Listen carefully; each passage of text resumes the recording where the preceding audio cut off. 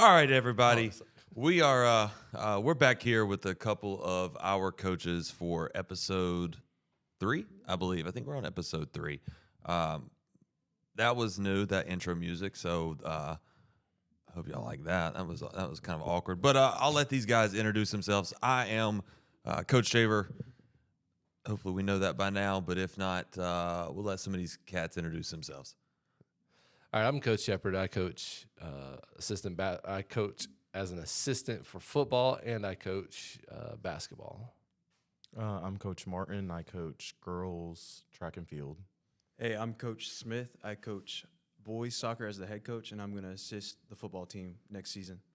All right. Well, that kind of took away from my Facebook post that I was going to make. So, Shoot. all right, Coach Smith is gonna step in and help us out with football. So, why don't we just kick it off with that, guys? We're kind of going to make this up as we go. I put out kind of a poll, a questionnaire on Instagram, kind of figuring out what the people wanted, and one of it they wanted to see coaches on here, and they wanted to be able to ask questions. So, I'm going to ask the first one, Coach Smith. How excited are you to coach football going into next season? Oh, I'm hyped about it. I love being around football. Love the sport, and I'm excited to work with Coach Shepard, Coach Davis. Can I say the other? That might be. I don't think we can say the other just yet. All right, I got we you. haven't inked that deal yet. All right. We got to ink that deal first. I got you. But yeah, I'm excited to work with those guys and get out there with all the guys we have here and just be around football. I love being around football, so I'm pumped. Good deal. All right, let's get right into a couple of these questions. The first one I just thought was really funny. Just for the record, everybody listening and watching, these coaches have not seen these questions at all. I've barely looked at them. But the first one is from Nani.KMKK. When are we going to do a basketball tournament in PE for Coach Davis's class? Coach Smith, when are you going to do a basketball tournament in Davis? Probably never. Coach Davis does not like basketball tournaments. He likes to play basketball, but he doesn't like basketball tournaments. All right, this was kind of one I really enjoyed. 704.kev asked predictions for next season. Ooh, Anybody want to lead off with that For one? what sport? Yeah, it just says predictions for next season. Oh, boys soccer is going to dominate next season. Ooh, that's bold. Yeah. That's bold. 740. Yep. We've AM. got, yep. Let them know. We got some 6th graders coming up that are going to be really good. Our 7th graders this season, they just keep getting better every day, and they're going to be some dogs in 8th grade. yeah. That's awesome. Yeah, I think the 7th grade class we have now, who'll be 8th grade next year, could be one of the most dominant athletic classes we've seen in a decade. Yeah, I think not wrong about that. football wise, if all our athletes show up and play, I don't think there's a school that's going to have all the athletes we have. I think basketball wise, same thing. If all our real basketball players show up and they play to their potential, it's the sky's the limit. I mean, undefeated seasons throughout the school next year, I think it's a real potential. Another bold prediction at 7:41 a.m. Holy moly, Coach Martin, what do you think, man? What do you think about next season? Next year, I guess I should say. I think I'd have to agree. The 7th graders that are coming up, there's a lot of good potential there. I'm hoping for track. My track prediction would be that we could get some more girls out on the field events. Okay, so if you're listening to this, 6th graders, 7th graders, y'all need to come out and participate a little bit. Get some girls out here for our field events on track. I think I'm going to join in on this. Normally, I just host, but I think our conference is going to look dramatically different next year with the realignment that's happening within Cabarrus County. In our AD chat, I know Harris Road and Northwest are going to look dramatically different from what they look now to what they look next year. So I think looking back, especially as like an 8th grade coach, looking back on your 7th grade year, it's going to be tough to predict who you're going to see next year just based on some of those realignments. I love a good bold prediction at 7:40 in the morning, y'all. This is awesome. Another one, this has nothing to do with coaching, so I think it's kind of cool. How long have you guys been teaching? 2 years. I'm a long-term sub, so technically I haven't started yet. So can we get into that real quick? I don't think a lot of people know that, Coach Shepard. No. As much as what you do around the building, the room we're sitting in, was originally the WKMS room, which you helped get off the ground. Yeah. You work a ton of rentals for us. Mhm. You've coached football for how many years now? 5 years now. Going on 5 years. You've coached basketball for, I should know this. 3. So we're looking at 8 years worth of coaching, or 8 seasons worth of coaching, and you're not even a full-time employee. I'm not. That's full-on dedication. I don't think a lot of people know that. No. But I love that. Coach Smith, I've been teaching for 10 years. 10 years. Yeah. You're the same age I am, That's why I Coach. got all this gray hair. Yeah, I'm the same way. This is year number 10 at Kannapolis Middle School for me as well. Lexi, that was, are you mad? You mad at Zoe? Maybe I'll screenshot these and throw them up on the screen so I don't have to read all this. Can you do mic up? They really want us to mic up players next that year. would be fun. That would be be fun. fun. So I tried that with the baseball team last year for WKMS, Yeah. launching that. And it's something we could do with those road mics. Oh, I know we could do it. Carly was asking me yesterday. Shout out to Carly. Carly, you got a shout out on this one. But shout out to Carly. She really, really wants to, A, be in this room. But B, she was like, Coach Shaver, can we please mic up? Can we please mic up? I said, Carly, do you know how much work that really requires? That is editing. She goes, so? I was like, okay, that's fair, Carly. All right. So, yeah, maybe we bring that. I don't know. Maybe we bring that to the table next year. Just going on up, Dan the Man with a backwards 3 and the and 2 N's on man, like Zimmerman. What are y'all's main priorities as a coach? I've read this one, so I've thought about it. So I would be happy to just lead off. Yeah. So I think main priority as a coach, especially at the middle school level, is to introduce these kids to a sport, right? But to keep them playing and then to make them better people. Because they're, I talk about all the time, eligibility. If they can't handle grades and athletics in the middle school level, it's only going to get harder when they get to the high school level. So I know, like, my main priority when I'm coaching is to make my players better people, both inside those 4 walls in that gymnasium, but also inside these 4 walls in a classroom. For me, winning is awesome, but it's never the most important thing. For me, it's to set the standard, teach our student athletes that there are standards that you have to meet if you want to get on the field. First, if you want to make the team, and then if you want to get on the field for us, you have to meet those standards in the classroom as a student leader. And if you don't, soccer's not going to be an option for you. And a lot of things are not going to be an option for you if you can't meet standards and do what you're supposed to do day by day. So if you learn to meet those standards and do what you're supposed to do to make the soccer team, then that carries over to high school soccer or to a job one day or whatever you want to do in the future. But it really starts in middle school. So setting a standard and then learning to work as a family. Day by day, we want to grind out at working together and play for each other. I think obviously introducing students to a sport that you care about and enjoy. I mean, most of us, I would assume, were student athletes and now are coaching the sports that we were into when we were here.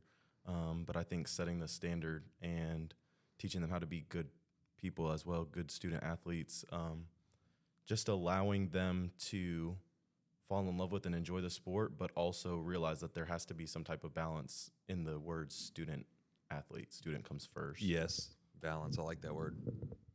Yeah. Coach, you want to chime in on that one too, or? Yeah, you guys kind of said it all. Just character. Who are you when no one's watching? Are you putting in work when no one else is putting in work? When they're choosing Fortnite over going outside and shooting a ball or running a lap around the neighborhood?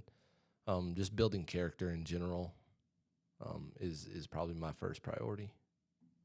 Yeah, I like that. Build character, have that balance, have that family mentality. That's a nice thing about being here in Kannapolis. Yeah, Kind of speaking of Fortnite, I saw this quote and it said, if your screen time is greater than your practice time, you're not allowed to complain about your playing time. Quote it, put it on the wall. Maybe I'll put it on the green screen, like right there when you say that. Yeah. You did say we've all played. I don't know if you guys saw or not on the Facebook. Local legend, according to Mike London. Okay, I'm just saying. All right. I didn't see There's actually a lot of really good ones. So I think we all take this one into effect. I'm trying not to skip around, trying to go in order, but I don't know if we're gonna have time to hit them all. This is from a teacher at the high school, Miss Giacconi, who has been a big supporter of this podcast. So shout out to Miss Giacconi for this. Coachability / positive attitude in a player versus skills. Obviously, I know we always look at skills, but how much do you guys take into effect how coachable is a kid over how skilled is a kid? This one might get deep. Yeah. I don't know about everybody else. I would rather have somebody who's coachable with 0 skills than a kid who has awesome skills and is going to go out there and dominate on the track, but has the worst attitude on the whole entire team. And I've told my team that from day one. I would rather have a losing team with a good attitude than a team that goes out there and wins but embarrasses me in front of the whole school. Yeah, we've definitely done that in football, where we've put a kid who will listen and who will do what we've asked them to do over a kid who can do it better but thinks they can do it their way. Yeah, we'll definitely take a kid who is coachable first. Yep, same for me. Skills right here, coachability up here. If you can do both, the word will spread. We pass it around to the coaches. Coaches talk. So if you've got the skills, I mean, anybody can look and see that you have the skills. But if you're coachable, coaches are gonna spread the word to other coaches, and it's a small town, so people are gonna know about you if you got a good attitude. And I think that goes past just the middle school level. Definitely at the high school level, but most definitely past that when you're talking about college athletics. They're definitely looking for somebody who's coachable versus just skills. Absolutely. I know I do a lot of work for, well, not a lot, I do a little bit of work for Cataba's women's soccer team. And Coach Brown is, when we got girls coming through, even at the middle school level, he'll reach out to Allison, and then he'll reach out if he needs to up to high school and say, hey, this girl's pretty dang good. How coachable is she? And I know Coach Harden messages us a lot. How coachable is this kid? Coach Eford up at the high school for basketball, he'll message me asking me how coachable is this kid versus before, even in my experience, before they even ask, hey, how good is he? Or how good is she? Hey, how coachable are they? Yeah. I mean, middle schoolers, y'all have a lot of pressure because you can kind of make or break your playing career right here, because if you have a bad attitude, word is going to spread and it'll go up to the high school. But if you have a good attitude, word spreads then too. Yep. Small towns, kind of double-edged sword. And this one I feel like is probably a no for all of us. But have you guys ever gotten mad at other coaches? No, never. I'm gonna lead off with this one. Being the AD, 100%, absolutely. I have this real bad, thing about me. If you want something done right, you do it yourself. So I am very horrible at asking people to do things. So I just tend to do things by myself, and then I get mad at other people for not doing them, even though I don't allow them to do it. I think that's just part of it, especially in the spring when we have so many moving parts, people sharing fields. We also have the community coming in, using our facilities. I think it's so easy to get wrapped up and get mad. I think the biggest problem with being mad at people is just a lack of communication, especially from me. I just thought that was a funny one. So, what's the toughest part? Oh, check that. Okay, we're gonna have to kick back that. All right. So, what's the toughest part of balancing coaching into like your just life outside of school? Because I know that's 100% a balancing act. Like last night, we had a track meet at A.L. Brown. Shout out to Coach Martin, Coach Matheny, Coach Kelly, Miss Peterson. Who else had a big part in that? Mr. Kiefer, Nick Buckwell, Coach Buckwell, sorry. Those guys, we had a 5-team meet at A.L. Brown last night, and it went off, I think, pretty well. Got home by 8 o'clock, but, I was thinking about it on the ride to work this morning. It was a 13-hour day. Went home, saw my daughter for all of 10 minutes before she went to sleep. So, how do you guys balance coaching with just going to the house? I think there's an understanding, and I think it's different for seasons. Maybe I don't know. I know for basketball, there's a big difference between basketball and football. Football, we get out a lot later.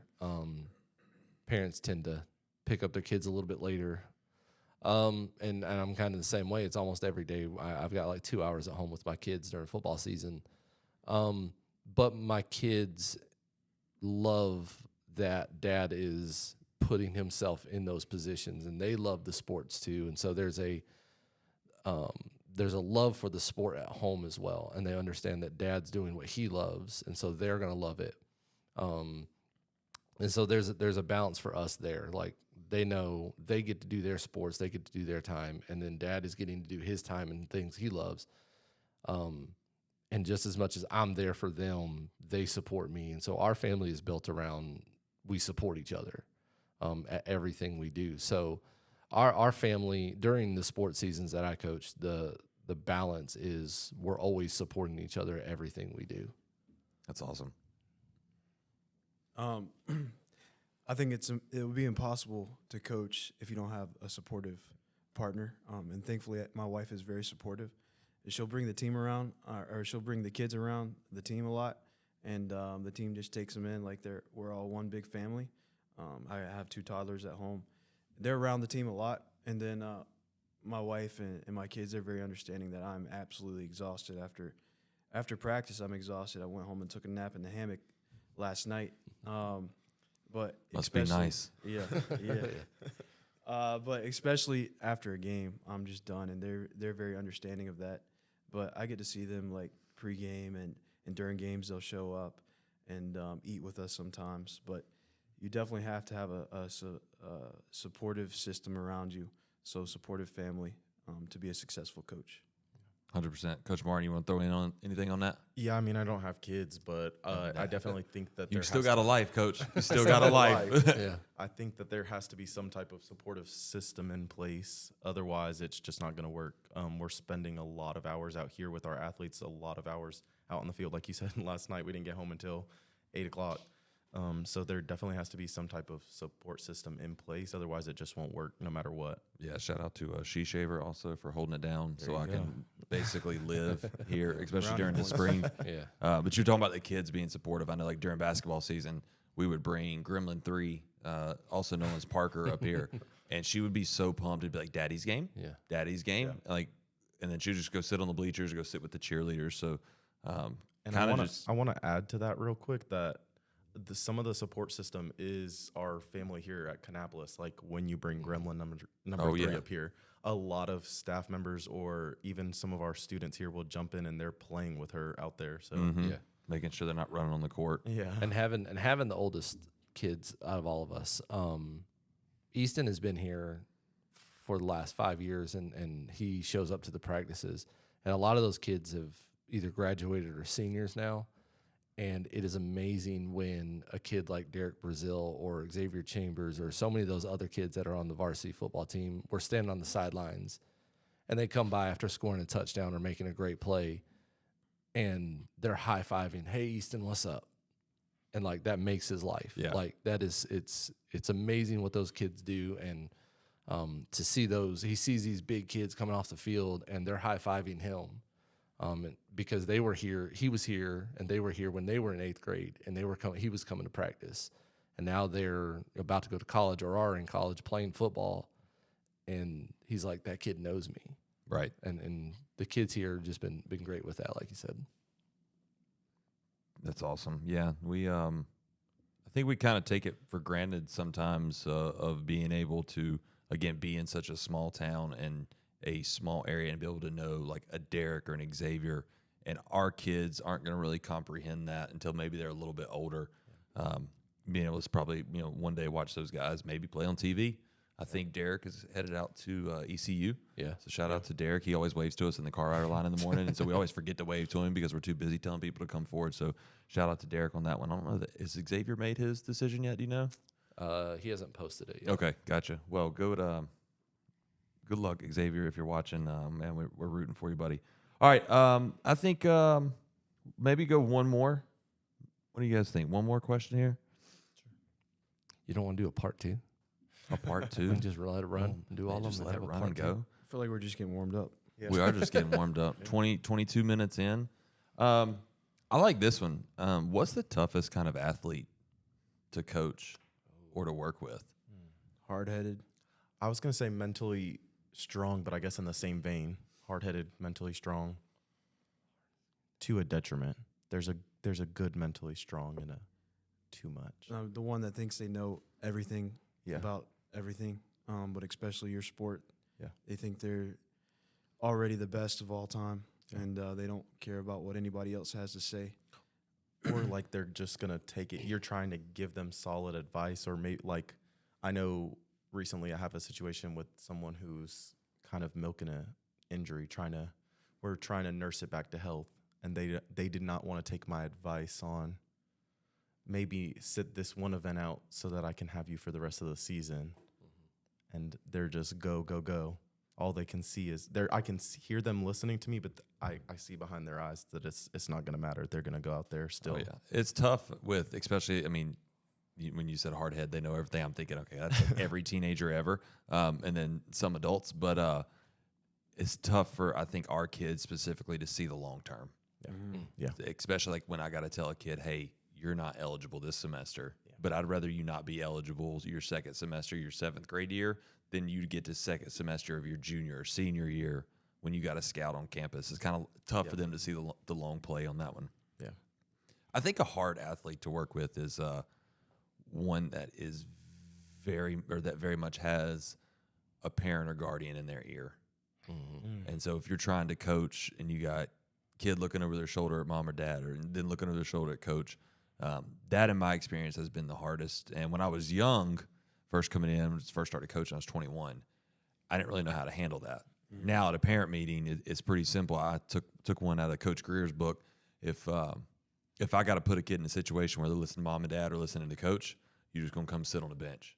And I mean, and last couple of years has been really good. I've had some very supportive parents. So shout out my parents in the last couple of years that I've had that we've had some really good players come through, and along with those players have come some really good parents. So I think for me personally, that's probably the hardest kind of player to coach. All right, y'all. Well, we'll come. This last segment is brought to you by nobody. So if you want to sponsor this, guys, if y'all want to sponsor the last segment here, give me a holler. My email address, I'm going to put it up here on the screen, read.shaver@kcs.k12.nc.us. We'd love to have a headline sponsor for our going away segment. It is our what would you tell maybe a rising athlete, a 6th, 7th, 8th grader, maybe an 8th grader going up into the high school. What kind of advice would you give to that athlete being a coach, but also all of you guys being former athletes? And maybe we'll just go straight down the line. We'll lead off with Josh, put Josh on the spot. Or I'm sorry, Coach Shepard. Keep your head down and work hard. Keep your name out of administration's mouth. Keep your name out of negative situations. That's something that you can control. Don't if you see something is going sideways, get away from it as fast as you can, and just put your head down and work. Your work will be rewarded. People will see what you do, your work off the field or off the court. They will see it when you're on the court, and it's undeniable. You cannot deny someone who has worked when no one else is. It'll show itself. It's inevitable. So put your head down and work, and keep your name out of administration's mouth. I'll piggyback off of that, and I'll go a little bit more specific. Being an athlete from this small town, if your name is in people's mouths, let it be for positive reasons. Be the positive student athlete. Be the guy that everybody's going to, the guy or girl that everybody's going to, being like, oh, this student will definitely help out with that. Oh, I know this student and they're great. Be the positive student athlete, and let that be the only reason that your name is in any adult's mouth. Yeah, for me, I would say the work is just beginning. You made it through middle school, going to high school. Keep grinding. It probably will not be as easy for you as it was in middle school. Okay, maybe you just show up and you've got the skills, you got the coachability, and you just show up and you can dominate in middle school leagues. But in high school, you got to work You got to work when nobody's looking. You got to work over the summer. You got to show up for workouts, and be patient. When you're a freshman, maybe you don't make the varsity team. You make the JV team. You sit the bench for a little bit. Let sophomores play. Learn from them. You still have a lot of learning to do. Like I said, work's not done, so keep grinding. Well, guys, I appreciate you guys being on a very last-minute show, even though I know this really looked well put together. But we're going to sign off here on episode 3. Coach Shepard, Coach Martin, Coach Smith, thank you all again. Go Eagles.